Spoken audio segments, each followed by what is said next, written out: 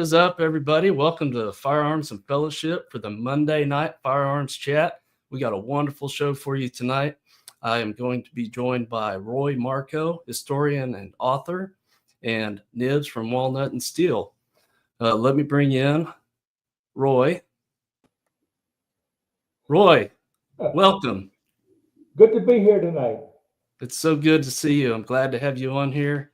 Been looking forward to having this chat for a while. All right, let me bring in Nibs. Nibs from Walnut and Steel. Good evening. How are you, sir? Excellent, excellent. Hi, Jeremy. Hi, Roy.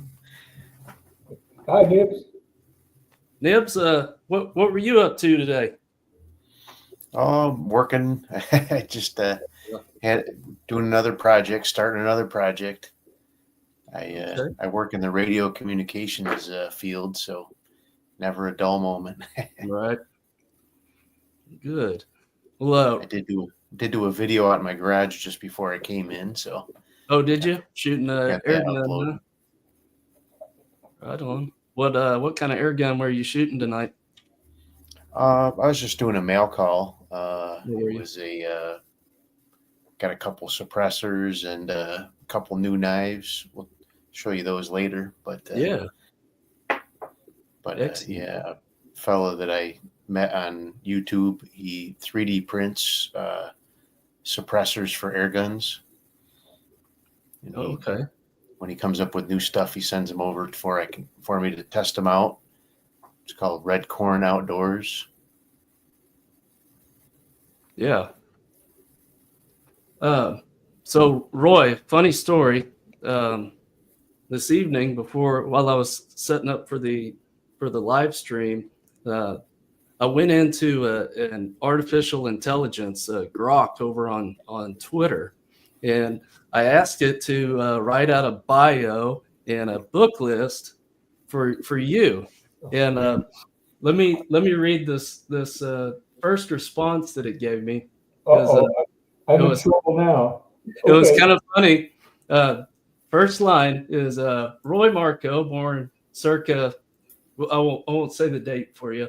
The exact date born is unavailable. Died January 30th, 2015. Oh, what a shame. My life ended then, but what can I say? I came to this show. Whatever taxes you've been paying for the past 10 years, I think you deserve a refund.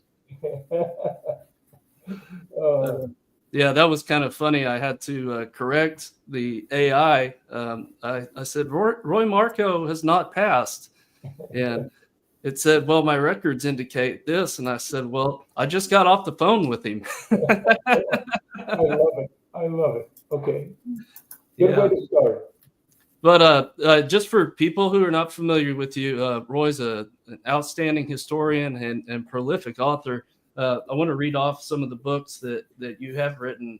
Spencer, Repeating Rifles, Civil War Chief of Sharpshooters, Hiram Berdan, Military Commander and Firearms Inventor, Remington, America's Oldest Gunmaker, The History of Remington Firearms, The History of one of the world's most famous gun makers, Sharp's Firearms Series, which is a 4-volume series, Colt Brevet Revolvers, and my favorite, the Remington 22 Rimfire book, which I received from you personally when we were in Vegas. So I really enjoyed reading that book, and I was glad to get it from you. Let's see. They listed off a couple other things. Would you like to hear what the AI had to say about you, Roy? Yeah, sure. As long as I'm alive now, I'll be glad to. Yeah, it's all uphill, right? Let's see. Archival access. It says you were one of the first to gain full access to Remington's historical records, which we've discussed in the interview that I did with you when we were in Vegas. So if anybody's interested in that, go check out that interview. It's a 2-part series. And what was that? Archival what? Yeah, the Remington archives. You want to touch on that just briefly, Roy? Sure. If I have about an hour and a half, I'll be glad to. Nibs, I started my work with Remington about You're really low, Roy. again. You're really low. Your voice. You I don't know say if your mic is too far away or. Jeremy, can you help with that? Yeah, I think you'll just have to speak up a little bit, Roy. Okay, Yeah. I'll do my best. I That's started a my little work better. with Remington by going to the Remington plant as early as 1985, and every year myself and a few other Remington historians would go there, and we were told at that time that the Remington records just don't exist. The company was owned by DuPont at that time, and Yeah. and DuPont, I later found out, literally said to Remington management, "Your job is to make guns and sell guns and put money in the bank, and anything else we don't want your people and production people to waste their time with." And what's unfortunate is that historians also fell in that category, that they didn't want us to waste their time with us. But it happened to be in 1991, after I had been going there then for about 5, 6 years. The plant manager, John Winsky, came down. We were working in the museum, and he said, "I've seen you boys here before. What you doing?" And I mentioned I was working on Remington rolling block firearms and such. And I said to him, "It's just a shame, that the records, are no longer exist." And and he said, "You've been coming here for 5, 6 years?" I said, "Yes." He goes, "I'm going to give you a treat." He said, I'm going to I'm going to take a security and open up an area that you can look at. And you can have 1 hour looking at our records, 1 hour only. But if anyone comes knocking on our door and says they want to see the Remington records, then I'll know you told them. I don't want you to tell anyone. This is literally, he said, is a room that doesn't exist. Well, we went on that tour, 1 hour, and we got to an area that had been closed off. It was a triple security locked, where no plant manager, no plant people, or no one was allowed in. And we saw a room that was maybe 1,000 square feet room, and it was festooned with file cabinets, map cases, and in the very, very back was a pile of papers on the floor. Oh, I see you're putting them up now. That's great. It looked just like this, and the records literally were piled up like this. Well, we came back and said goodbye to Mr. Winsky, and I wrote him a letter. Remember, this is 1991, before I couldn't send him any emails because it didn't exist yet. So I wrote him a letter, and it said, "Mr. Winsky," I said, "if you will permit me to put together a team of vetted Remington historians, each with knowledge of a different era of the Remington company," he said, "we will come back at least once or twice a year and spend a week and organize and protect the records that we have just seen." The picture you see there shows the three of us that were there that day. That's Jay Lewis on the left and Slim Kohler on the right, and a young me in the center. Handsome fella. Thank you. It was taken only a week ago. No, it really wasn't. But to make a long, wonderful story shorter, he allowed us to put together a team and allowed us to go back there, and we work there every year, sometimes twice a year, but always at a week at a time, with up between 10 and 14 historians went there to work. And we were told we can copy anything we want. Besides protecting the records and putting them in categories, we're allowed to copy anything we want. And so over the years, we worked there from 1991 through the year 2020, every year. And the rule for everybody, each one of those 14 or 10 people, was if you find something that you like and copy. You make a copy for yourself and you make a copy for Roy's pile. And Roy's pile became the Remington Society archival material. And when we last looked at the material, which were in two very large storage lockers, it was 140 linear feet of material. Okay, Wow.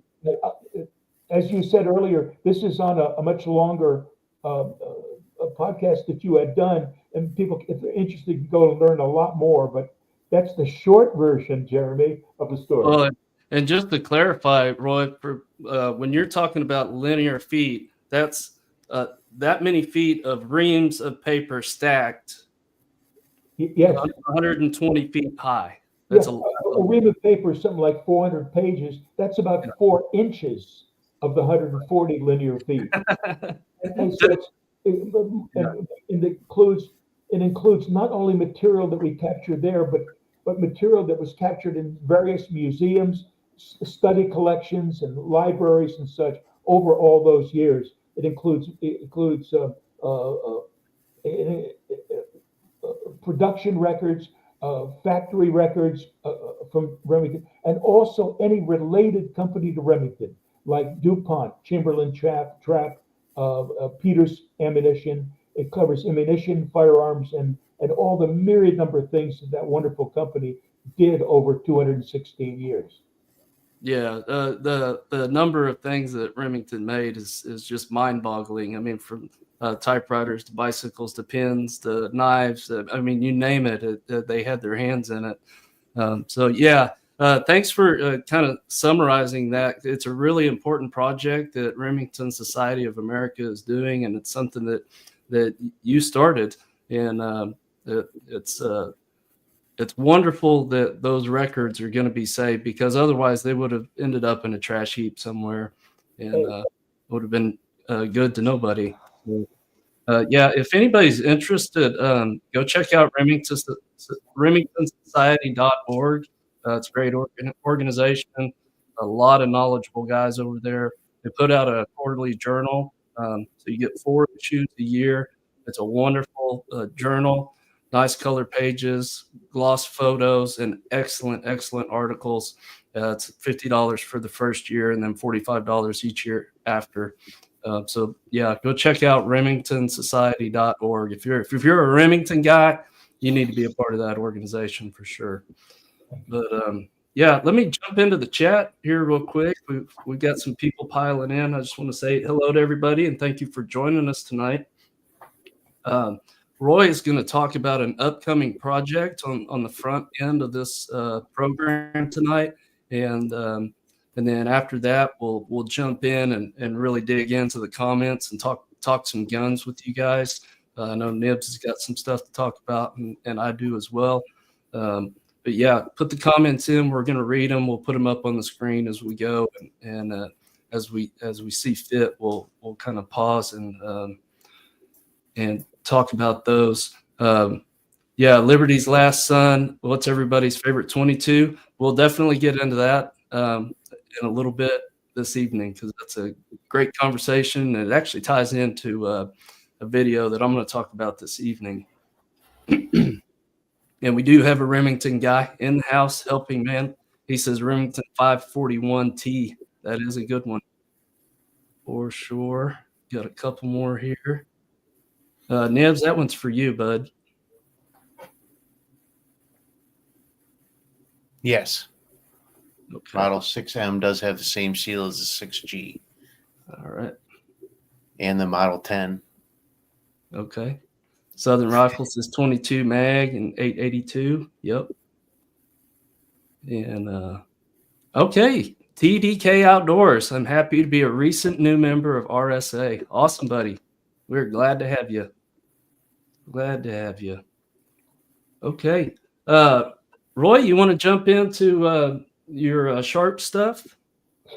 Sure. I spent the last few minutes talking about the last 35 years or more of me working with Remington Records and working with the Remington Society of America. But it was 14 years ago when two leaders of the Sharps Collectors Association took me and took my good friend Ron Paxton aside and said, "We really like what you've done in the past with all the books you've done on Remington." And they said that, let's go to the first slide there. And Okay. they they said at that time that the only really good book on Sharps firearms was a good book that was written by Frank Sellers. And Frank Sellers, you see him sitting there with a Sharps book in front of him too. And his book is about 350 pages. It was done 40 years prior, Hmm. and was the only book, really, a good, excellent book that you could rely upon. And so they came to Ron and I and said, we would really like you to redo the Sharps book and improve it. And with Ron's wonderful photography, we'd like you to go ahead and do that. We can go to the next page, and you can see a picture of that's Frank's book, and many of you may have it on your shelves, and it's in black and white and 350 pages. Really, it's a good book for the time. Well, Ron and I looked at it and the project, and we said we would take it on as a project, but it probably will be a lot more than the one volume that you really want. And they said, please go ahead, go ahead. Well, at that time, two important people stepped forward to help us. One was a doctor named Dick Lebowski from Philadelphia. And Dick Lebowski got the original records and was a caretaker of those. We go to the next picture, Jeremy. Okay. The original records were first looked at by DeWitt Bailey, and DeWitt passed only about 6, 8 months ago, but he worked for several years on the original records back in the late 50s and throughout the 1960s, and worked on the records. And we go to the next picture then. This all came, okay? And that's a portion of what the original records look like. And you can see that many of them are old ledgers, and ledgers for orders, for sales, ledgers of employees that work there, but they're the original records of the Sharps company. And we go to the next picture, and they were caretaken by they were cared by DeWitt first, and then Bill Peace, and then Dr. Bob Moore, and then by Dick Lebowski, and have only those records you just saw are only recently acquired by Dwayne Johnson and his daughter Tisha, who are now lettering guns just the way the others had done as well. Well, it was Dick Lebowski who stepped forward and said, Roy, if you and Ron are going to do this work, I want you to have full access to the historical records that I've got. And he gave us unfettered access. And we went back there over the years, then that started 14 years ago. We went back there for a week at a time with Ron and I both taking digital pictures of pages out of the records and all to help us in our endeavor, in our work. So the original thought that it was going to be one volume, then we thought, oh boy, we have an awful lot. Then stepped forward David Carter.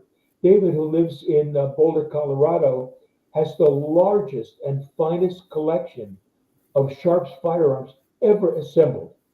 At last count, he has almost 500 different Sharps firearms.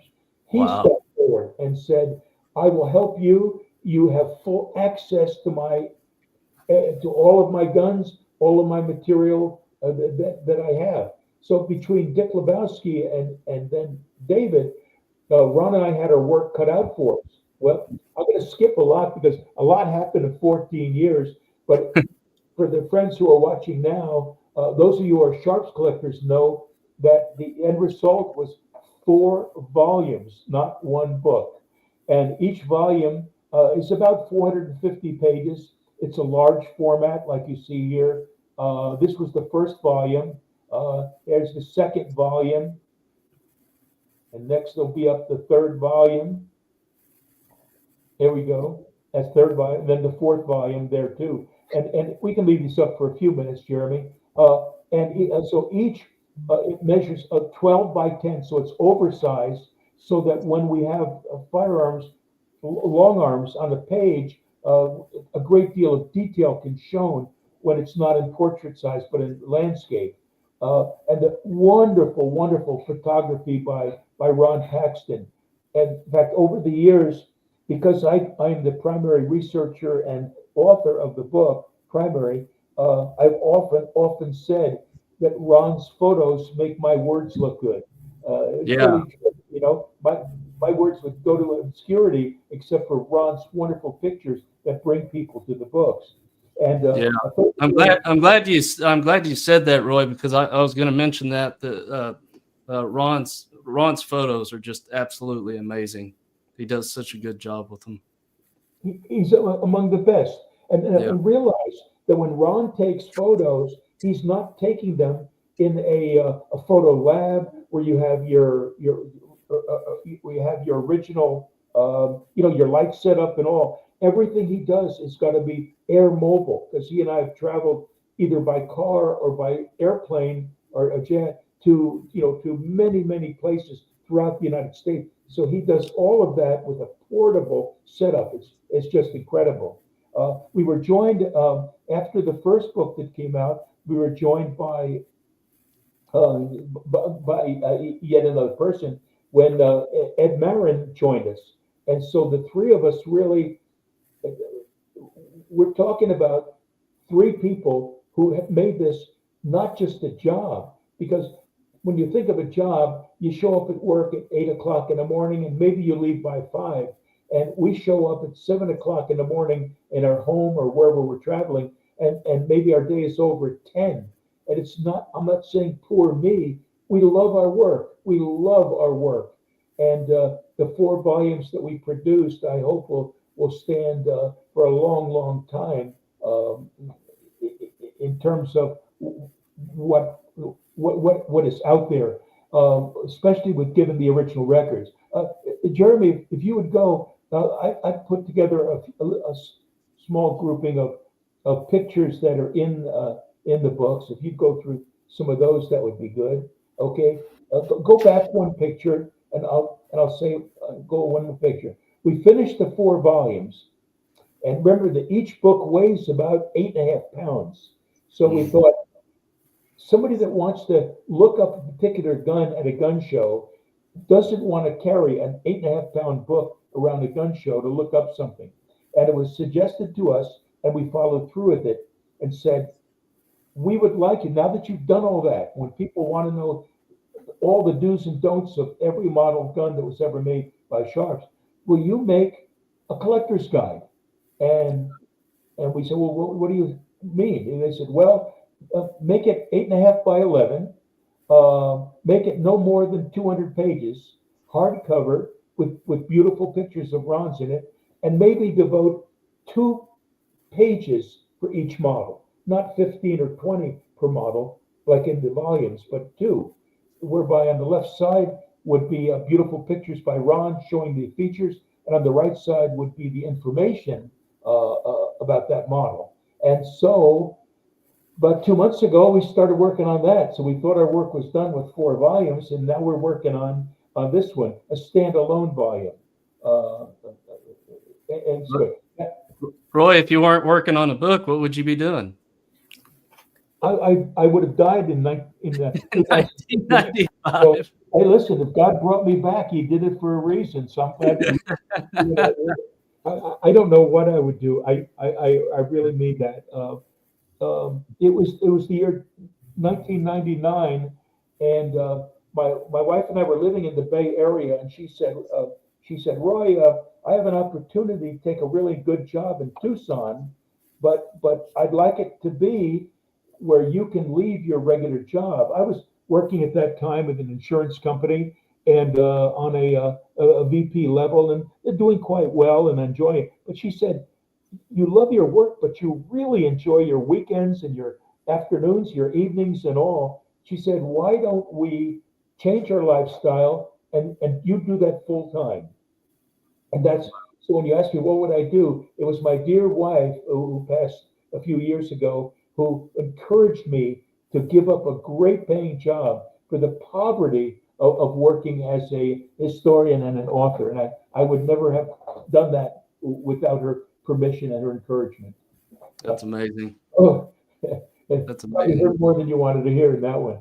Jeremy, if you go to the next couple of pictures, you can put them up for 4, 5, or 6 seconds each. The book not only has the information about each model of gun and how it was made and why.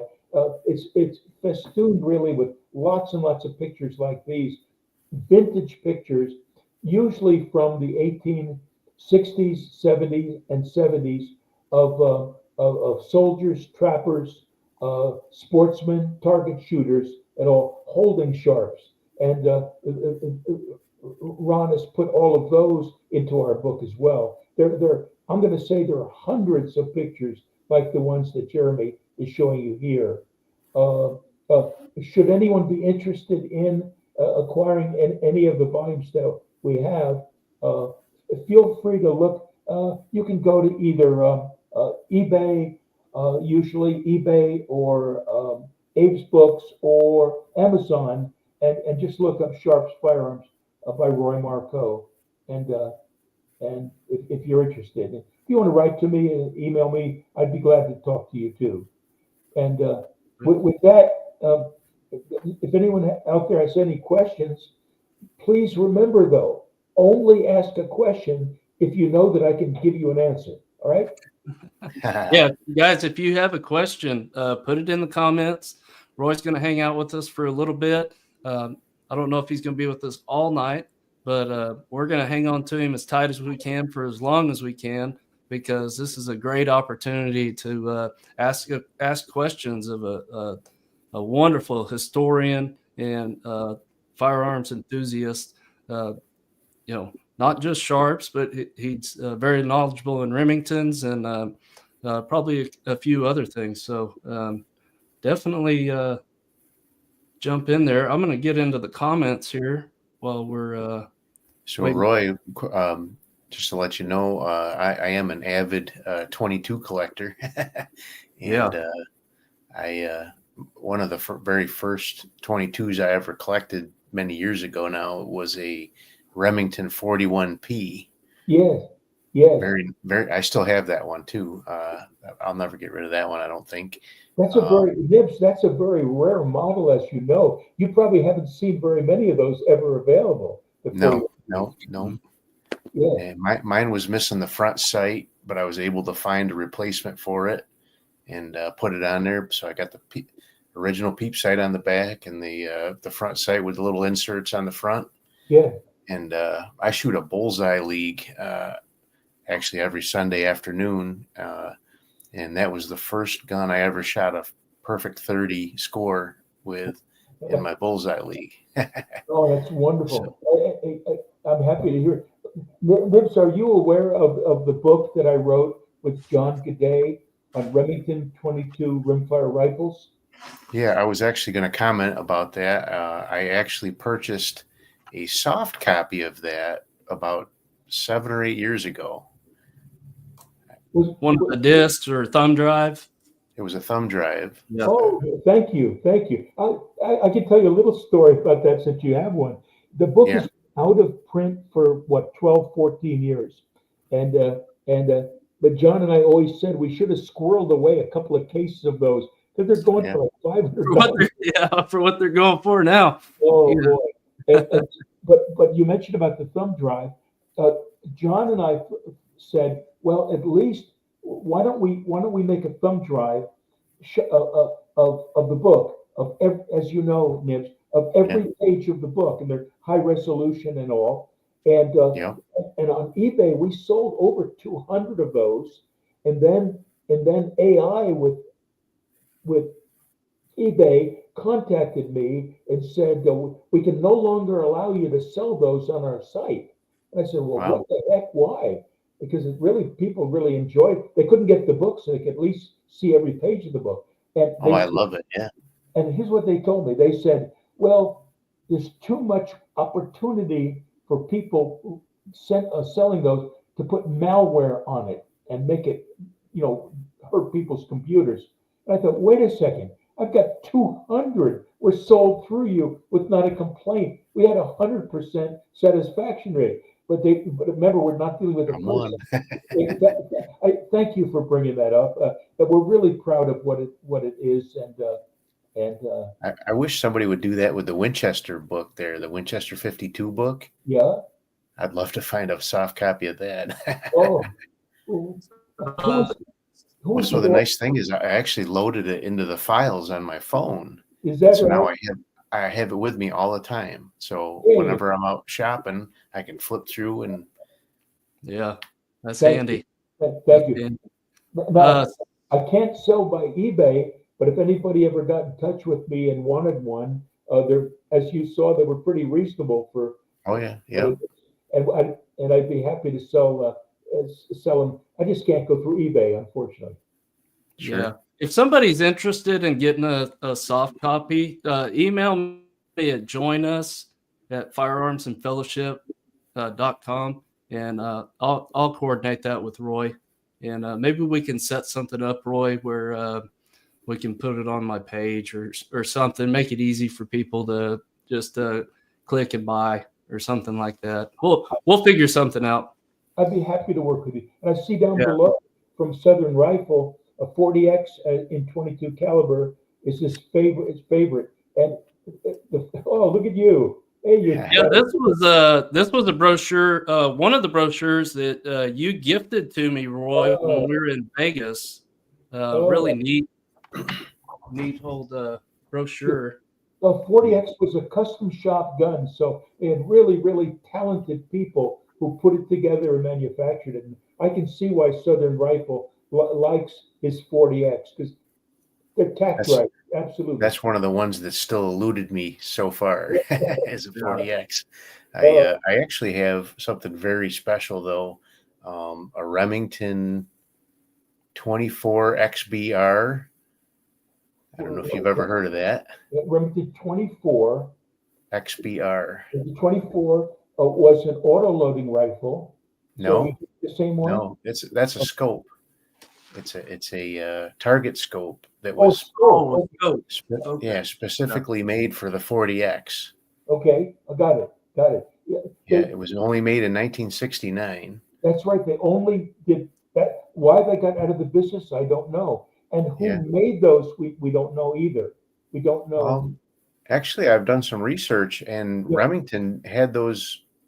Remington, they had the glass made, but they actually made the scope themselves. Ah, okay. I did some research on that, and I found some pretty good evidence of that. The glass was made. Yeah, I was going to say it was probably in Japan, I would imagine. But it's a Nerdle type looking scope with the external rings and everything.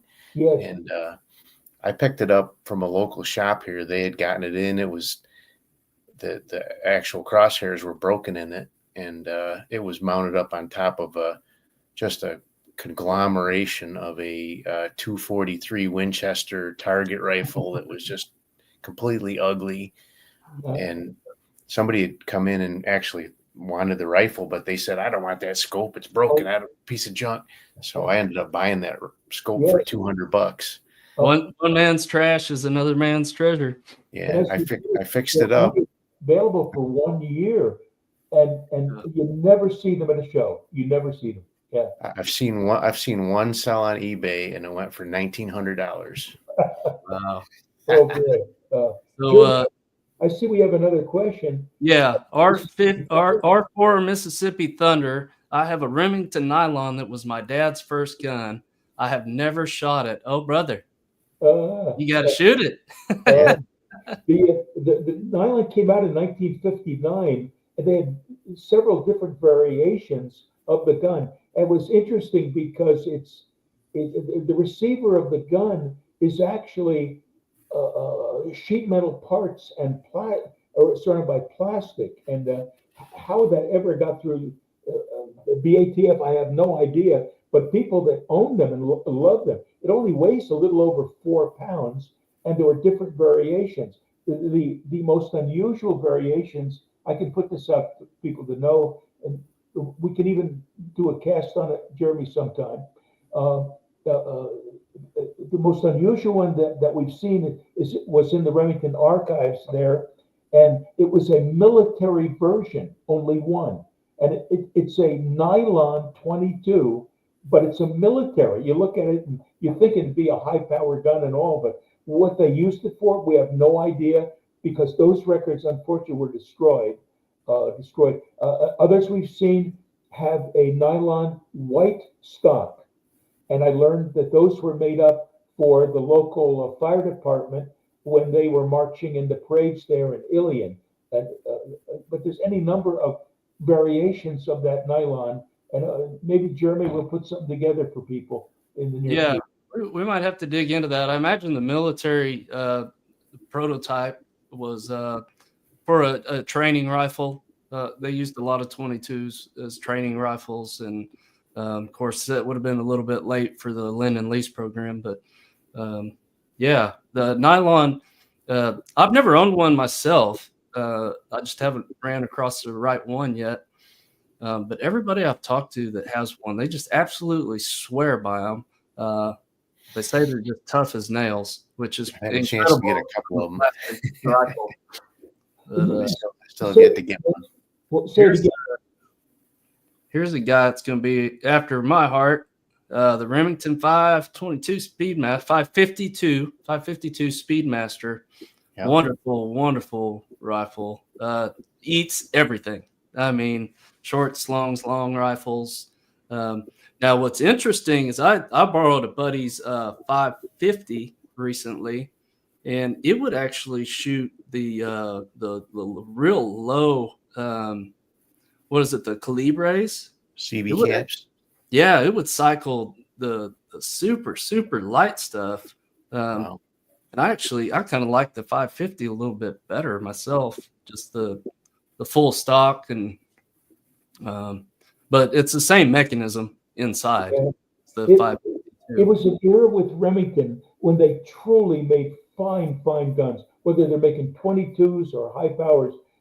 The wood, the steel, and it was wonderful. The people that worked for the company, they truly bled Remington green. They loved working there. I remember over the years we would be working not only in the archives but throughout the plant, and you had people that really loved the company. It's a far cry different now, and maybe in the future we can talk about that, Jeremy, about what we know about Rem Arms or where they've gone, but it's nothing like it used to be. Yeah. Well, you can see over the years, like especially when DuPont came in, you see this total shift in like how they were thinking about how they were going to make their guns and design their guns. It was you could tell they were thinking more about profit, and not that they didn't make great firearms, in the 50s and 60s and 70s, but there was definitely a shift in how they approached the business. Yes. DuPont took over in 1933 during the middle of the Depression, when a lot of companies were having trouble making product and other people trying to buy product. And DuPont carried them through the Depression. And DuPont engineers were the ones that carried Remington through World War II. And that's a whole another story of not only the wonderful guns they made, but people may not know that the Remington companies, including the GOCO plants, government-owned contractor-operated plants that Remington ran, they made more than half the small arms ammunition for the Allies during the war. We're talking about everything from 22s up through 20 millimeters. Half of all the ammunition made in the war on our side was made by Remington and Remington plant. It's an incredible undertaking. And then they had good engineers that helped learn from Remington what the guns were, and good engineers that knew how to make the processes better. It was it was the golden era when they took over, and DuPont sold the company in 1993, and when they sold the company went downhill. We'll get into that in the future, Jeremy. Yeah. TDK Outdoors says I picked up a 41P last year. Good grab, man. Good grab. I haven't get in touch with Nibs because Nibs wants to buy it. Am I right? Yeah. Yeah. So another one I have that's actually quite nice is a first year of production 37, model 37, which is the first, the real first step into high-end 22 target rifles. Nibs, tell me this. Did yours have a barrel band or not? Do you remember? It does not, but it has some like angled cuts at the front, and I don't know if that is somebody modifying it or not. To see it. The very, very few first ones had a barrel band, and they found out that the barrel band actually affected the accuracy by squeezing the barrel onto the wood. And so very soon after, then you must have gotten one of the very early ones after that. Talk about a tack driver. You couldn't get any better than a 30. Yeah. I wonder if the barrel band changed the harmonics of the barrel somehow. Very possible, Jeremy. Yes. I don't think mine had a barrel band. Let me see if I can find a picture of it. Okay. Now, if the competitor, I don't remember the model for Winchester, but Winchester had a competitor model with a barrel band, and they stuck with it. The Model 52. Model 52s definitely have a barrel band. Yeah. I have a couple of 52Cs and early 52 made in 1920. You talking the Winchester 52? Yeah. Yes. Oh, mine doesn't have a barrel band. Pretty sure. I know my 52 pre-aid. Mine, I guess, is the repro of the B. Was that the sporting model? The Bs would have had a tensioner band still. They're supposed to. Yeah, I can't grab it because we're on live, but right. Yeah, I actually shot that firearm today in a video. I meant to release it before the show tonight, and I accidentally released it as a premiere tomorrow. So you guys will just have to wait. I'm sorry. Nibs, Chris Lang says he remembers you fixing that scope. So Chris has got a better memory than probably all of us because. Well, I did a video about it, so it's on my channel. So, TDK Outdoors, I have a 550-1. So the 550 and the 550-1 are basically the same rifle.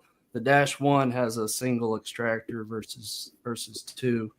It does that does not have a scope ring rail grooves on the receiver. I'm wondering if it was an early change over from the 550 line. That's possible that they used some leftover parts, leftover receiver from the 550 when they switched over to the 550-1. Roy, what do you think? It's possible, but like a lot of things, you have to see it and look at it, and then you can tell by the barrel date code what year it was made. Then we can go back to the records. You can imagine how many models of guns Remington made, especially in the 20th century. And I have people come up to me and they ask me questions like that. I thought, my God, I don't have the best memory anyway, but I'd have to look at my own book sometimes to find out what the answers are. Okay, Scott Hansen. Roy, what are worth the most on the 22 bullet boxes, 50 count or the bricks? I don't follow that market real close, so I couldn't say.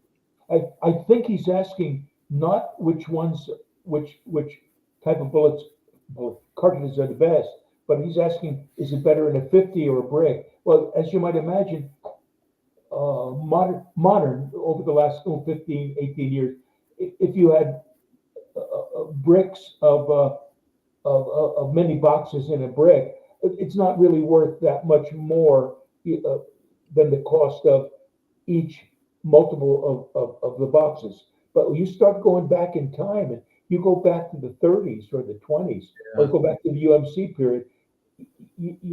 Sometimes it's impossible to find a brick. And I don't know exactly what year bricks came in, but when you get back to the UMC period, UMC was making ammunition prior to being acquired by Hartley, who owned Remington. But you don't see the multiple boxes with UMC. You're lucky to find even one box or single, not multiples in a brick. Yeah, Scott, clarify what you're talking about there, because I think we understand what you're saying, but yeah, just dial that in a little bit, and we'll do our best to answer what you got there. And JH586 is in the house. Good to see you, brother. I just sent you a picture there, Jeremy. I don't know if you got it in your email yet. Yeah, give me just got a couple of cool Remingtons in it and a couple of competitors. Okay. You can't throw pictures? I thought you were throwing pictures up last. Yeah, I only have them on my phone. I don't have them on my computer. Okay. Yeah, let me see if I can dig those up here. Oh, let me. I don't think I have it on my computer. Let me see. Let me get to this one. Chris Lang. Chris Lang's a good friend of the channel. J Delta 22 borrowed a 550-1 and said it had a dovetail for a scope. The boss had one with no option for a scope. Okay. Yeah, that's. I mean, I'd have to go through and look in the book and see if it talks about that. I don't remember. I was reading about it the other day, but my recall is not 100%. It hasn't been 100% since Roy died back in 2015. But those who are just joining the show, before the show, I punched into AI just to type up a summary notes for Roy's career, just so I had them on hand. And the AI had said that he had passed in 2015, and so I told the AI, I said, "Well, I just got off the phone with him." Did they have AI say "whoops" or what are they saying? Well, what's funny is the AI kind of argued with me about it for a minute, and I was like, "No, that's the same person. I literally just got off the phone with him. He's still alive, I promise." Jeremy, let me give you a real quick one here, okay, about AI. I was 6 months ago. I was new to Facebook, okay, and I got on there, and our final volume had just come out, and so I thought, oh, that's great. So I took some pictures up, and on Facebook I put in exactly where they could go to buy it and how many pages it was and all of that. And within a couple of hours, I got an email from AI, artificial intelligence, and they were saying, we are going to be throwing you off our site completely. And it was news to me. So my response was, why? What did I do wrong? Well, I learned later that if you're going to throw you off, you have one response. And if you don't satisfy them to their computer and do it, I learned later after being off that they thought I was selling firearms because it said Sharps Firearms. Okay. Yeah. I looked it up on the internet. And it said, when you have been thrown off, you're thrown off for good. So I had to go back under a pseudonym name. And what name did I choose? I don't know why I thought of it. I chose the founder of Remington Arms Company, had a biblical name, and he was born in 1793, I think it was. So and his name was Eliphalet Remington II. His father was Eliphalet Remington I. So on Facebook, if you ever see this real handsome guy in there, and it's under Eliphalet Remington II. That's me, Roy Marcot. But I didn't know that was you on Facebook, Roy, until I don't know 6 months after I had met you. I didn't know that was your Facebook pseudonym name. But real quick, and I want to touch on one thing about that. But yeah, I got dinged on Facebook for putting this old brochure from the 500 series rifles on Facebook. They thought I was trying to sell something. And, it's just Facebook's a hard place to navigate. And yeah. So when Remington started out, they were basically a barrel maker, right, Roy? Sure. I mean, they weren't a firearm maker. For years and years, they fostered the company fostered the incorrect information. And I'll tell you what, even their 1956 company corporate history said. It said Lieutenant Remington built his rifle there, and he said, and he took it, and it shot so well that on that Sunday after he built his, remember we're talking about an era of flintlock muzzle loading rifles, that he built the rifle and it shot so well that all of his neighbors wanted one, and he was in the rifle business. Wrong. His father, living there in Litchfield, which is near Ilion, his father had a farm, and on the farm he had a forge, and his father had this. Besides the farming business, he would buy scrap metal, wrought iron, and make up farm implements for his neighbors. Picks and shovels and rakes and things like that. And somehow at that forge, Remington was able to forge a gun barrel. We don't know how, but he did it. And it's really true. In 1816, he forged that barrel. He literally carried it 12 miles over to Utica to a gunsmith there. It could have been Riley Rogers. We don't really know, but it was an expert gunsmith that we believe took that rifle barrel and made a flintlock rifle for him. Okay, that's the truth of the matter. So they say at that point, boy, he was in the gun business. Well, he wasn't in the gun business because he had a small forge, and his small forge was improved on when he moved to near the Erie Canal in 1827 or so. And even then, all those decades, he was making rifle barrels. We think he may have been making pistol barrels, but we've never seen one. But he was making rifle barrels. By the 1850s, early 1850s, he was making and selling up to 10,000 rifle barrels a year. That's incredible. We have those records. We know what it is. But Lieutenant Remington did not start making true firearms until the late 40s, early 50s, when he got two contracts. Both were from the government. One was for a Jenks breech loading carbine, and the other was for a variation of the 41 Mississippi rifle. And he made those for a couple of years and did not get into the commercial business of making civilian firearms until 1856. And then he was off and running, as you know. That's probably more than people want to hear, but that's the long of the story of him and what the company really did for all those decades. Yeah, that's awesome. TDK Outdoors says follow-up. The barrel dates the 551 mentioned earlier to 1950. It's actually 5 years into its production, 1946 to 1950, without the ring grooves. Okay. Good. Yeah. And I want to say, Jim, good to have you in the chat, buddy. Always good to have you out there. Yep. I got that picture ready if you wanted to. Okay. Yeah, let me just catch up here real quick. Sure. On some of the chat. Schubert 1776. Good evening to you. TDK says correction. Yeah, 46 to 70. Yeah. Yeah, they made the 550 and the 552 concurrently there for quite a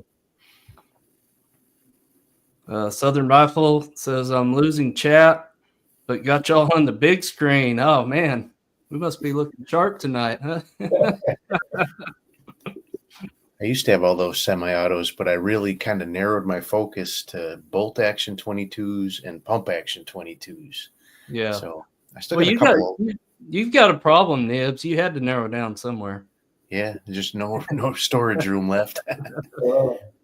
But But Roy was talking about a guy that had 500 guns. So Yeah. Well, I there's don't have always a somebody problem. crazier than us, right? This is Yeah, absolutely incredible. 500 Sharps rifles. yeah. I mean, you know how much they're going for, and people will pay, $4, $5, $8,000 just for one, and Sony's a lot more. He's got 500 different ones. Oh, boy, yeah. What you got from Scott, Jeremy? Hey, saying Remington, going back to the ammo conversation, 50 count boxes. Which ones have a high value? I Man, wonder if there's he's talking about the so collector's box, yeah, there's the so older many box. of them. Yes. And Man, again, going back in time, the value goes up. In other words, the first of the ammunition was made by Smith and Wesson as early as when the 1857. And you find one of those early boxes. Usually they are black label with white or silver. I mean, those are boxes that go, a single box of shorts goes for two, three, $5,000, depending on its condition, for a single box of ammo. And the empty boxes go for almost that amount. So, but that's the best and the highest. But as you move along, again, almost anything with a UMC, Unimetallic Cartridge Company, or the companies at the time like American Metallic and the other companies of its era, all Peters. $100. Uh, Remington did not.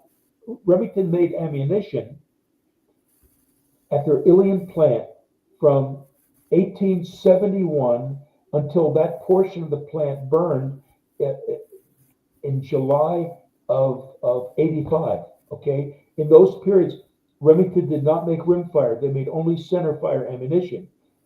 You find one of those boxes, and it's high value because they're so rare. They're few bucks ammunition. So then they got out of the ammunition business, but it was Marcellus Hartley and Schuyler Hartley and Graham that owned at that time. They purchased and formed UMC as early as 1865. Okay, and they continued that all the way through. They acquired the assets of Remington in 1888 when they bought the company under out of bankruptcy. Okay, so Marcellus Hartley at that point owned and controlled both the biggest ammunition company and one of the best firearms companies for a while.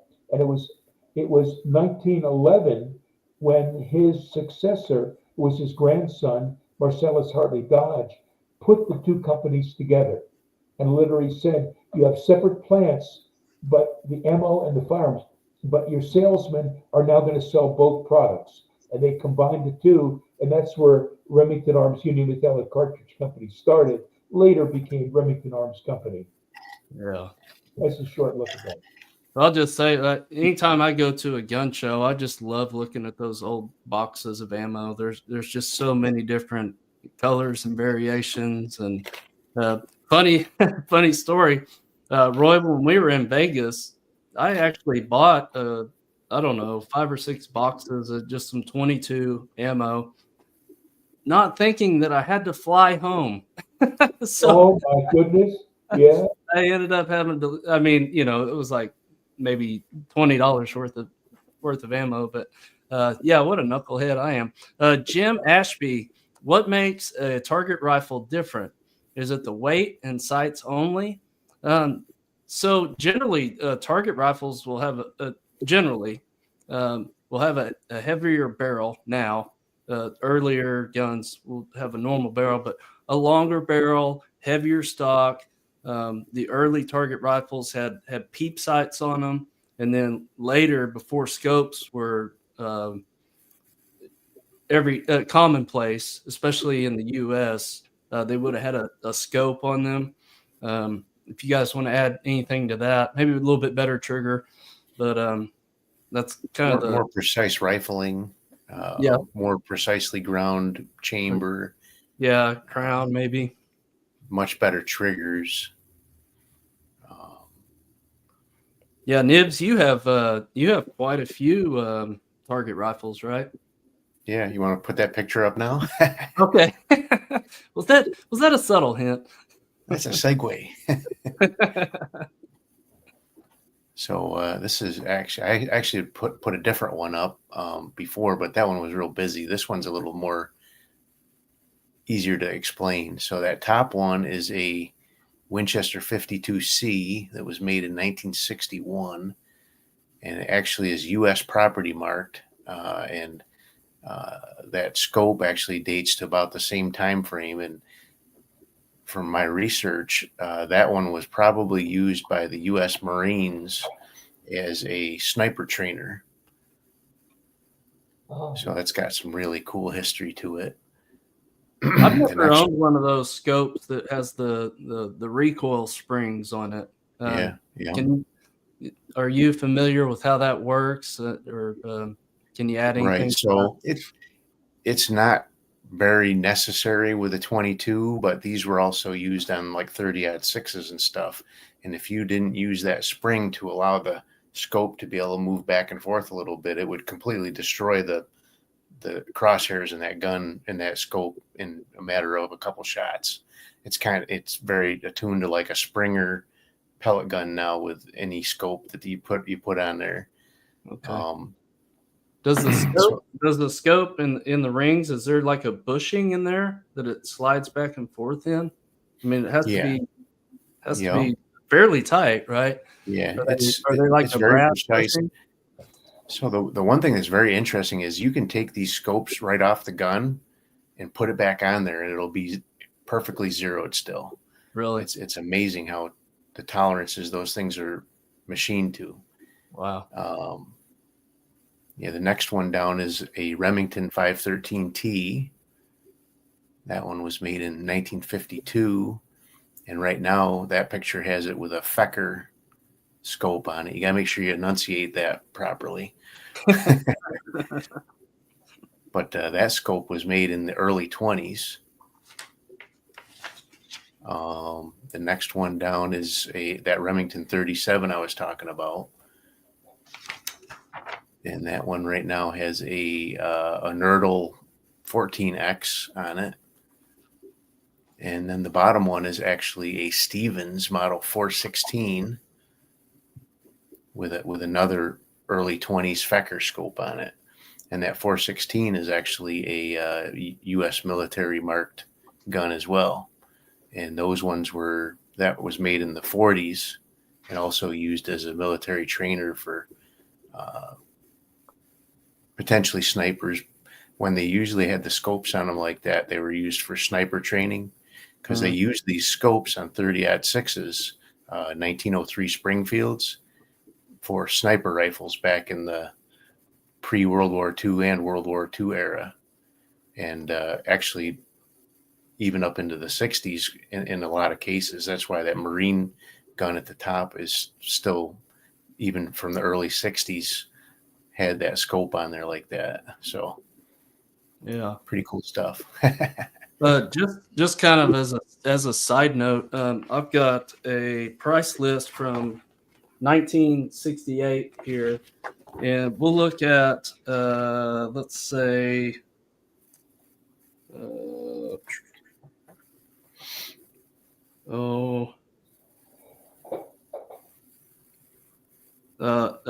Remington Model 514A. Yeah. Was $26.95. Single shotgun. Yeah. Yeah. A Model 40 XB Rangemaster, you're looking at $199. So pricey rifles back then. Yeah, that probably equates to a couple grand in today's money. Yeah, probably at least. Wow, because I mean, that's order of magnitude. I'm gonna stop sharing that one. I want to, if we want to stick up another one, I got another one that's kind of neat. Yeah, Jim. We hope that helped kind of explain kind of the differences. I'll try to get I've got a couple target rifles here. Maybe I'll get one out and maybe just a basic rifle, so you can kind of see the differences between them. But good question. I've got the picture open, but it's not letting me share it. I got to reopen it here. Hold on. It's weird how that works. If you share it and then you take it down, it doesn't keep it in the shared. Yeah. It doesn't let you put it back into the shared queue without taking it off the screen and then putting it back up again. While you're doing that, let me pull up a couple things that I was messing around with today. I did a video. We've had wind blowing like 50 miles an hour just constantly for the past week and a half, and I really haven't gotten to shoot much. And so I dug into the safes and I broke out 3 of the hot rods. There on the far left, you have a Winchester 52. That's a reproduction of Moroku out of Japan. A wonderful rifle. On the right side, that's a CZ 455 American. That's a pretty short barreled rifle. I think it's 21 inches. I bought that. A local guy traded that in at the local getting spot, and he had replaced the trigger plate with a metal trigger plate, done a trigger job on it, and man, that's a nice shooting rifle. Really, that was the first CZ I'd ever owned, and I love that thing. It's got a loopholed 4x rimfire special scope on it. So the parallax is set for rimfire, basically 50 yards, 60 yards. And then in the middle is a Anschutz 1422, and that is a rimfire rifle that will ruin you. Once you shoot one of those, it's just there's nothing like it. The bolt runs like absolute butter. The trigger feels like it's wired to your brain. Just a wonderful, wonderful rifle. Those were out of West Germany before the fall of the wall. Excellent. You know when your 52 was made, Jeremy? Those were. When did that was the Utah Centennial? I want to say 06, somewhere in that range. They made, they made the Winchester version and a Browning version. Okay. And I think total they made somewhere around 12,000 reproductions out of Moroku of the 52. That's the Utah Centennial. They made 1,000 of them. So that's one of 1,000. And I'll be honest, it's a well-built rifle. The craftsmanship is outstanding. I've owned several of the Moroku rifles over the years, and they do an excellent job reproducing them. Yeah. But man, I'd take that Anschutz over that 7 days a week and twice on Sunday. No question. Over the past year or so, I picked up a couple of Anschutz. Nibs, I was going to say, looks like Chris Lang made a mention about your spring on your scopes. I was gonna comment about that. You have to remember to push it forward. If you don't, the scope will actually ride right off the track. After about 5 or 6 shots, the scope will actually fall right out of the bushing. Jeremy, don't ask me how I figured that out. Jeremy, in a few minutes I've got to leave, but I wanted to mention something, especially the people that like to learn about rimfire. One of my best friends lives up in Montana. His name is Lou Belling, Behling. And when I met Lou 40 years ago, he said that he was working on the history of rimfire ammunition. I swear, every year that I saw him, he would tell me the progress over 40 years he made.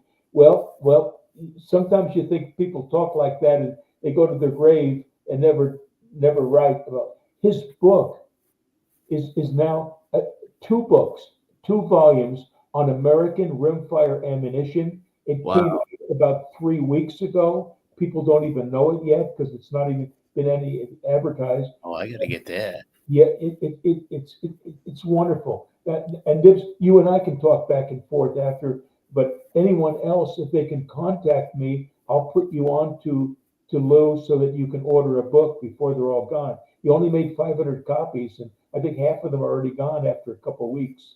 Uh-oh. What the- Sign me up. Yeah. Put me on the list.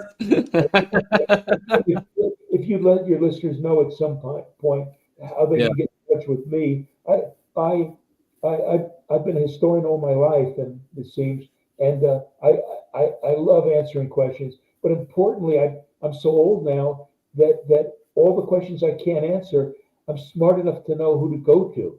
You know, and I'd be glad to help you with answers.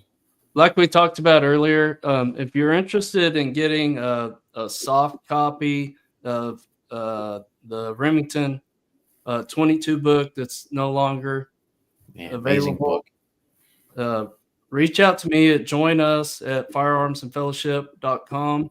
And if you want to get on the list to get the 22 ammo book, get in touch with Roy for that. Just reach out to me. And that way, Roy's not get inundated with emails from people he doesn't know.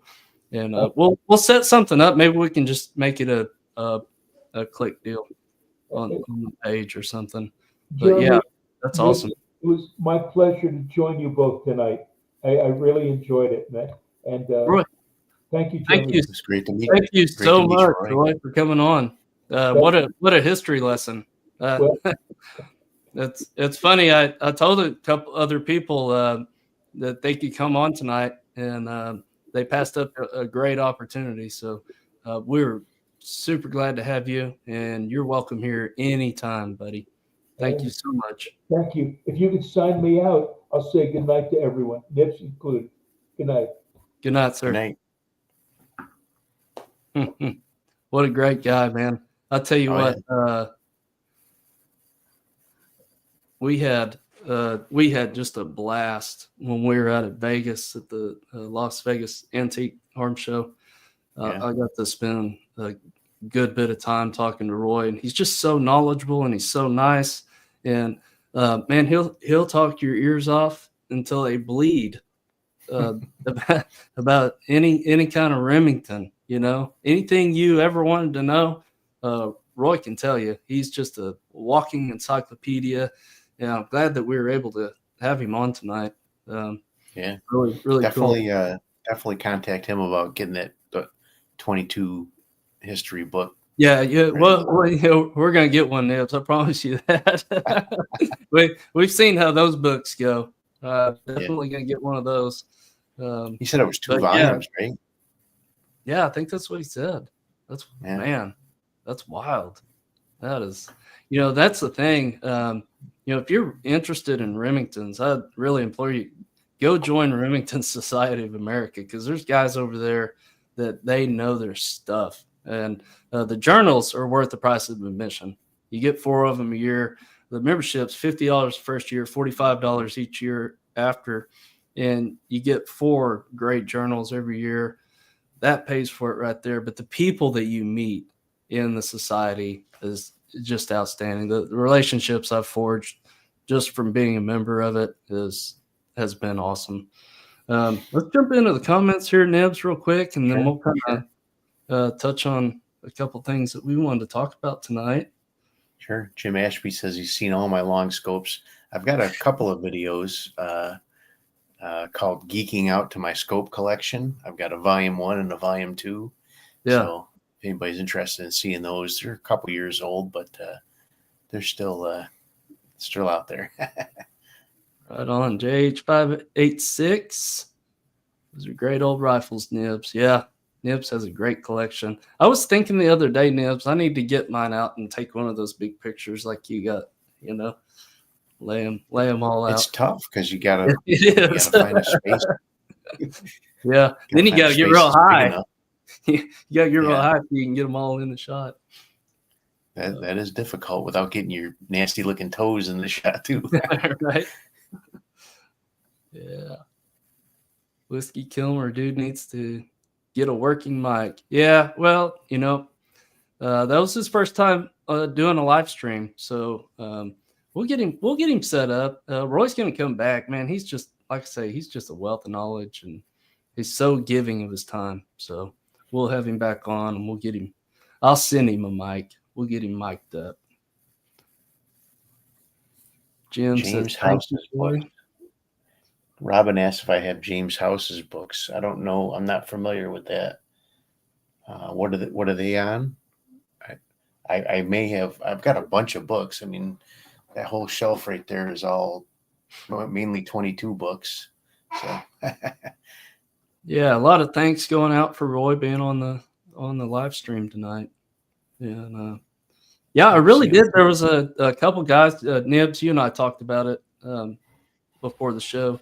There was a couple guys that I told would be a really good night for them to come on, and it's unfortunate that they didn't. But, yeah, the one guy that you had mentioned to me, I was hoping he'd come on. I did. I was too. I think he would have.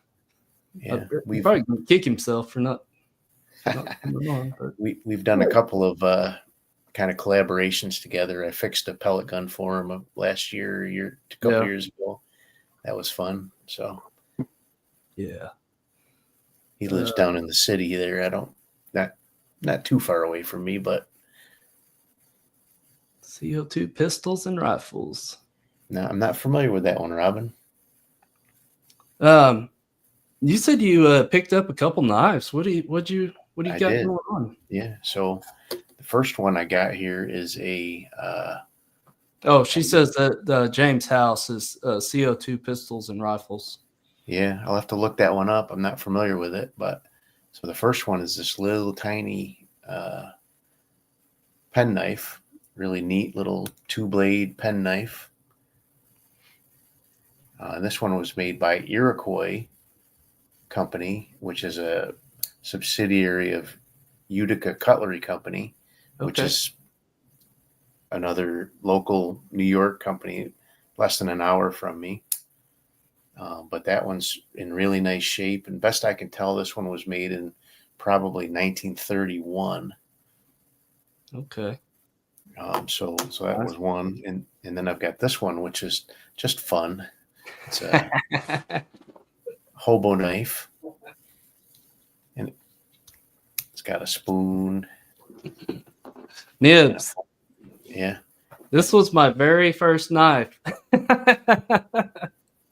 Very first knife. What? Look how tiny these utensils are on this thing. Yeah. Just that's tiny. So funny. Whose is yours made by? I'll have to look. Colonial. Yeah, Colonial. Yep, that's it. That's funny. Yeah, pretty cool little knives. Yeah, and then I got one more. So this is it actually came with a sheath, but you see the emblem right there? Yeah, Boy Scouts. Yeah. So this is probably 1960s, 1970s vintage Camillus. It's not a locking knife. It's just a spring, but it still has the original leather lanyard. And let me see here. So is that a bone handle, or is it a? I think it's faux stag handle. Yeah. I'm pretty sure it's made with Delrin, but it is a Camillus. Yeah, that's nice. It's in good shape. And the tang stamp dates it from 1960 to about the mid 70s. Okay. It's got excellent snap. Yeah. So you can hear it. That was part of today's mail call. So really cool. So those are the 3 newest ones I just got. So I love picking up old knives like that. We're at flea markets and pawn shops like that. I'm getting quite the collection though. I've got one of the little collectors. Yeah. Open that up. You showed us that. Was it last week or the week before? Yeah, let's see if I can. Chris Lang says, "I wish I had my Boy Scout knife." Yeah. That's one thing I can say. I've got my first knife and I've got my first rifle. So Camillus made another model of this. It looked exactly like this, but it had a little slide lock on the inside the scale. Okay. It would actually you'd flip it open and then you'd be able to slide that forward and it would lock the blade. And I had one of those when I was in Boy Scouts back in the 70s or 80s. 18. But so let's see here. So these are all Camillus knives here. Wow. Yeah. Every once in a while at the local getting spot here, people will bring in cases just like that, Yeah. Maybe somebody passed away or whatever. And there's all kinds of non-Camillus stuff. Yeah. And more modern stuff. What's your everyday carry, Nibs? What do you carry in your pocket? Well, right now, I've been carrying this Ozark Trail. Oh yeah, I had been carrying the orange version, but I found this green version. It's the same as the orange one, just with different color scales. Are those allowed up there? It's not spring assist. Okay. As fast as it opened, I thought, oh, man. Yeah, no, it's just really nice action on it. Yeah, it is. But so I got that, and I carry a buck knife on and off too. So I got a buck 110. Yeah, I don't have mine on me right now. I've been carrying the Victorinox Locksmith. It's no longer in production. It's a unique knife because it's got a locking blade on it, a big file, and a big wood saw, and then of course cap lifter and bottle lifter and all that stuff.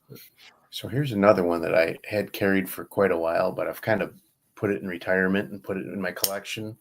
And this is another Camillus from the probably early mid 70s. And this is a Model 4. And that one's a lockback. It's basically the exact same knife as this other one, the BSA one I just showed you. But it's got the lockback in the back instead of just being a spring. Yeah. Spring hold open. But that one's a nice one. I'll tell you, let me grab this one. This one kind of front back.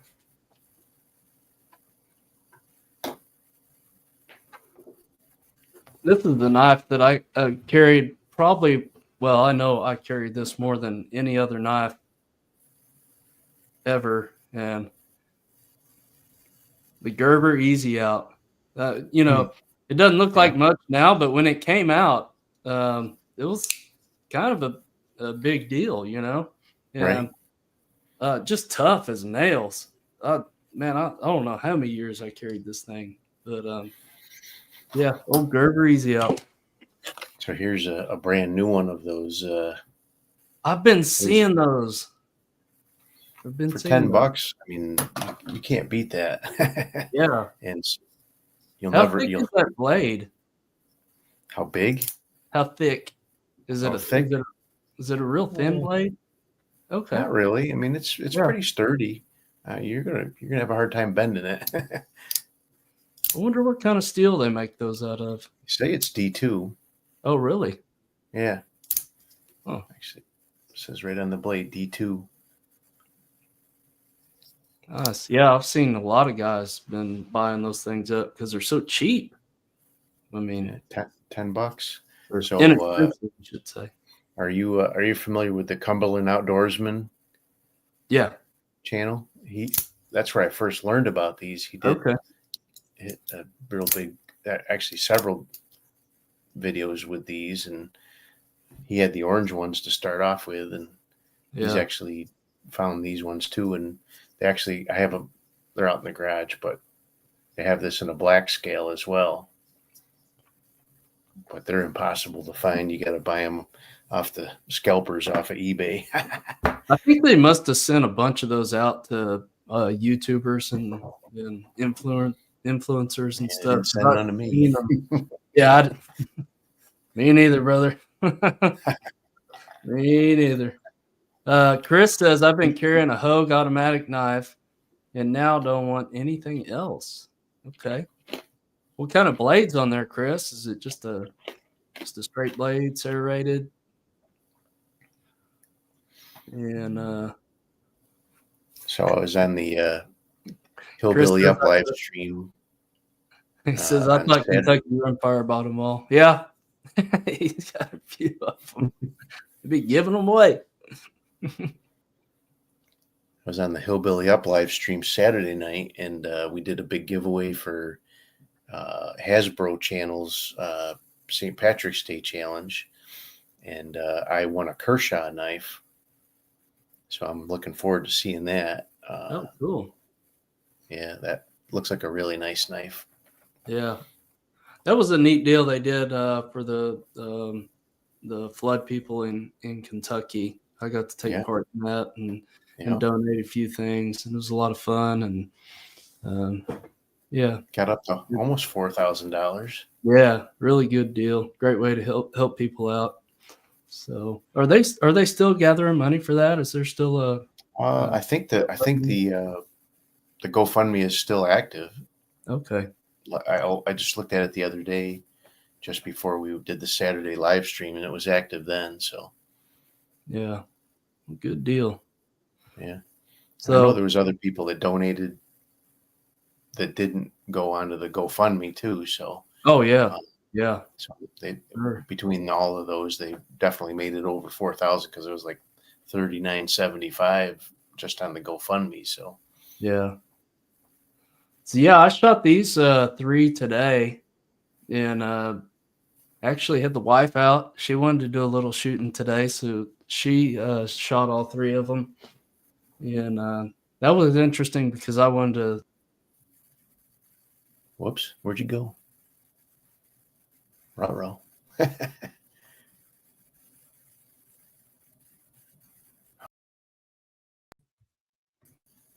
Yep. Oh. I hit the wrong button, I guess. But yeah, she shot all 3 of them, and it was interesting to get her feedback on them. She liked the Anschutz the best, which, I mean, who wouldn't?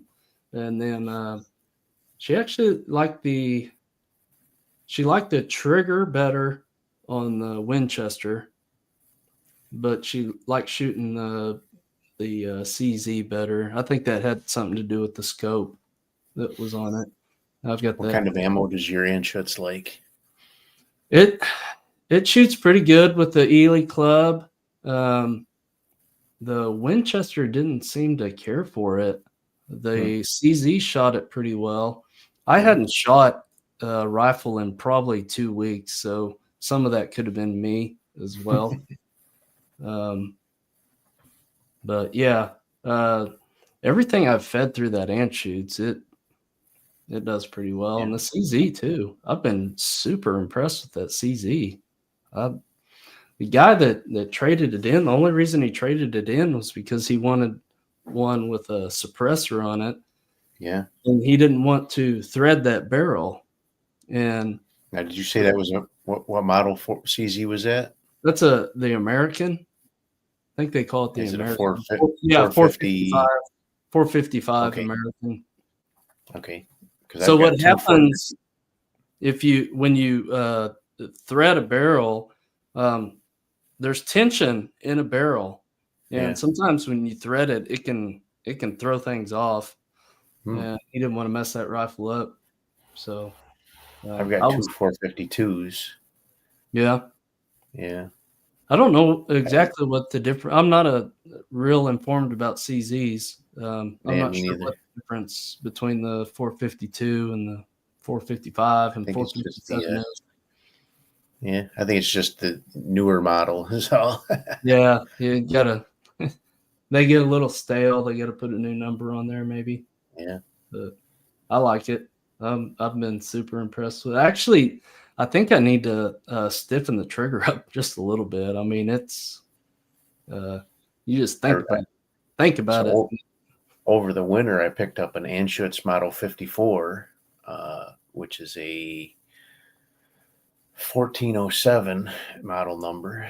And the winter's just been so horrible. I haven't had a real chance to get it out and even do any real good shaking down of it. I did a couple of challenge targets with it early on in the winter, and since then it just haven't had. Literally, it was like almost halfway through December through January, I wasn't able to get to the range at all. So yeah, I need to get in on some of those challenges with you guys. Seems like I've always got other stuff I got to do. And so there's one that Long Rifle just put up. It's actually a picture of the operation game. Oh yeah. And so I don't know if you know Elijah there at Day at the Range. He had some operation, and I don't know what it was about, but he's recuperating from that. So he hasn't been able to get to the range. So everybody's posting up videos telling him, get better and all that. Well, Mike came up with this thing, and it says sick bay commando at the top. And then it's the operation guy, and you got to shoot it at all the little, the bread box and the funny bone and all that stuff. And you get your score from shooting all the little targets on the operation guy. Yeah. But I pray he's doing well. He was the one that he sent an email to me a while back asking me to join him on the games, and just haven't had a chance to yet. But we'll get into that. So if you get into any of his when he gets back onto it, any of his challenges, he'll put you on an email list that he has, and then when he posts up new challenges, you'll kind of get a forewarning about it, and he'll send you the target early so you can play around with it and stuff. Okay. So if you join in on one of his challenges, then you'll be on his mailing list, and he'll send you the information. So do that. I need to reach out to him again. It's I've been thinking about it. I watch you guys do them, Yeah.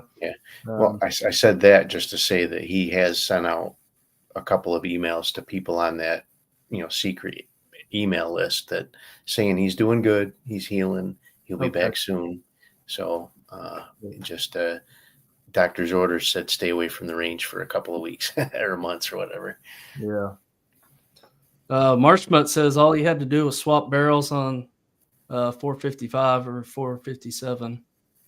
Not the case with the 452. Yeah. I can't remember exactly what the arrangement is on that 455, but you can swap the barrels. You can go to the 17 as well. And can you go to the 22 mag? No, you can't go to the 22 mag. You can go to the 17 on it. We'll get a couple more in here. I think we're bucking up on a couple hours here. Yeah, I got to get going to bed pretty soon. But yeah, you want to throw that picture up I got there? Yeah, I don't know what I must be getting to be an old man because man, I've been waking up like before the roosters. And I'm up at 4:30 every morning. Yeah, I've been waking up 3:30, 4:30, 5 o'clock. I'll start dragging. So this guy is, I think everyone that was in that other picture is also here, but there's a few others here that I didn't have on the other one. So the second one down is my Winchester 52 Pre-A, which was made in March of 1920. Actually, March 29th, if the records in the Winchester 52 book are correct. It was made March 29th of 1920. So the top one is that 530 Winchester Model C that was the military sniper rifle. The next one down is the 513, and then 52. And that's the fourth one down is a Winchester 75 with a Winchester model branded scope on it, which is really pretty cool. It's like a little 6X Winchester branded scope. Then the Model 37, 513. No, the next one down's another 52C. And then that was 416, the Stevens 416 on the bottom there. Okay. So, yeah, really cool stuff. Yeah, for sure. Chris Lang says that looks like a really fun target. Talking about the operation deal. Yeah, that sounds like a neat one. I had some printed out, and I was going to do it last night, and I got over to the range, and there was already some guys on our longer range, so I couldn't shoot it. I shot some air gun videos at the 25-yard range, but I wanted to do it last night, but just couldn't get in there. But I've got some that look like a dartboard, and those are kind of fun. Go out and play darts with the 22. Get a few more in here. Jim Ashby, I love my CO2 shooting in the basement in the wintertime. Yeah, Nibs kind of turned me on to that idea that I could take an air gun. And Nibs, we were talking about this a few weeks ago. I actually have a couple air guns that I totally forgot about. So I'm going to have to get those out and make a video on them. They're nothing special. I think one of them doesn't even have a brand on it, but it'll be fun to get them out and shoot anyway. Yeah. Marshmutt says CZ makes 17 HMR, 22 long rifle, and 22 mag. Okay. They need to make the 17 HM2 as well. I think we were talking about that maybe last week. The 17 HM2 is a 22 mag neck down. Is that right? No, it's a 22 long rifle neck down. Okay, 22 long rifle neck down. They also called it Mach 17 Mach 2 or something like that. Okay. The HMR is a 22 mag neck down. The HM2 is a long rifle neck down. Okay. And they also made a 17 WSM, which was a 27 caliber rifle. Or not rifle, 27 nail gun blank that had been necked down to 17 HMR. And I had one that was not very accurate. I don't know. My 17 HMR is so much more accurate than that. I ended up selling that one. And the WSM ammo is like twice as much as the 17 HMR ammo. So I'd imagine that has a lot to do with the twist rate of the barrel, and it very well could be. And I never cronied it, but it sure didn't seem like it was very much faster than the 17 HMR either. So,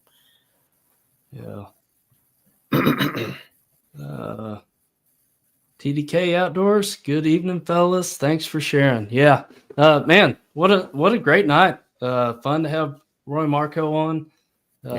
Just a wealth of knowledge, and always fun to talk to him. And Nibs, it's always fun to talk to you, buddy. And that's that's a lot of work that he put into that. Oh man, a lot of years. Decades of just tons of research. And when we were talking about the research project, like all the stuff, all those papers that they collected, he has. Like piles and piles and piles of papers. Well, now, so what he would do, and he didn't get into this because of time, but I just want to say real quickly, all those feet of reams of paper, he went through and meticulously organized and filed by, type and rifle and all those things. And now, what they're doing is they're taking all those and they're scanning them and they're turning them into PDF files so that they can be put on the internet for RSA members for free. Everybody. And everybody else, if somebody's doing a book project or something like that, they can reach out to RSA and work a deal with them. But all that stuff, over the years, he is cataloged, and now it's going to be put up on the internet. And just I have to assume that Roy and George are probably pretty good friends. Oh yeah. They've known each other for a while, and it's a good group of people over there. Yeah. Like I say, one of the best parts about being part of RSA is, you can go to the groups and meet people, and man, they're just so nice and willing to share their knowledge, and that's a great thing. I've Jim, looked it up a couple of times. I haven't signed up yet, though, but I got to get. oh, we gotta get you on over there. As many Remingtons as you got, man. You'd like the journals. I mean, that, like I say, that's worth the price of admission. Jim says, thanks, guys. I'm getting tired too. Robin, Chris, 2A, catch y'all later. I think we should call it a night. Thank you so much for joining us. We have this every Monday night at 7:15. We also have a fellowship. If you're into that, we invite you to join us for a fellowship on Thursday night at 7:15. We'd love to have you there. We thank everybody for joining us tonight. God bless you and your families. And thank you so much. Please like, share, and subscribe. And we'll catch you next time. Good night.